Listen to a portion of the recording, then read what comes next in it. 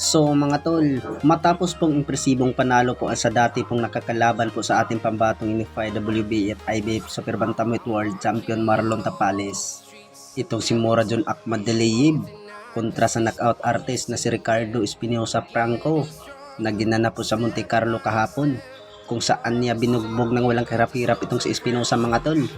Nakuha ang panalo ni Akhmadaliev by round 3 technical knockout. Sa hindi po nakakaalam mga tol, itong si Ricardo Espinosa Franco ay tinalo din to sa ating pambatong former 3 Division World Champion angas ng Pinas Janril Casimero. Bukod dyan, speaking of Muradjon Akhmadaliev mga tol, ay siya na po ang hawak po ng WBA Interim Super Bantamweight title. Hindi po nagdadalawang isip itong si Akhmadaliev mga tol, ay kinull out po niya ito ang The Monster ng Japan na Uya Inoue na gusto na daw silang maglaban. Kaso dyan mga tol, ay sumagot itong si Naoya Inoue ay isusunod daw itong si Muradjon Akhmadaliev pagkatapos po sa labanan nila ni Sam Goodman. Kaso dyan mga tol, napuspon po ang labanan nila Naoya Inoue versus Sam Goodman ngayong Pasko dahil po sa cut po ng kilay po ni Sam Goodman. Pero matutuloy pa rin ang laban nila Naoya Inoue versus Sam Goodman mga tol ngayong buwan ng January 24 sa susunod na taon. Banat pa nga ni Muradjon Akhmadaliev, hahandaan daw niya ang laban na Naoya Inoue. Dahil dyan mga tol, siya lang daw ang tatalo kay Naoya Inoue. Bukod dyan mga tol, ay dagdag pa nga ni Muradjon Akhmadaliev ay hindi daw siya natatakot kay Naoya Inoue. Wala daw kaba sa kanya na siya ang makaharap dahil gagawin daw niya ang lahat mga tol.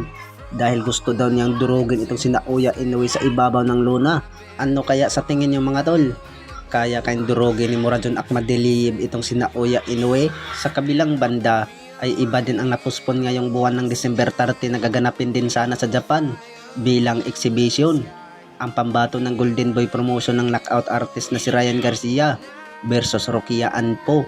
Hindi na po maputuloy mga tol dahil po ay na-injury itong si Ryan Garcia sa pag-iinsayo at sa paghahanda na sana ng laban. Kaya naurong din po ang schedule ng dalawa mga tol, Ryan Garcia versus Rokia Anpo ngayong buwan ng January sa susunod na taon. Baka kasabayan din yan sa labanan na Naoya Inoue versus Sam Goodman.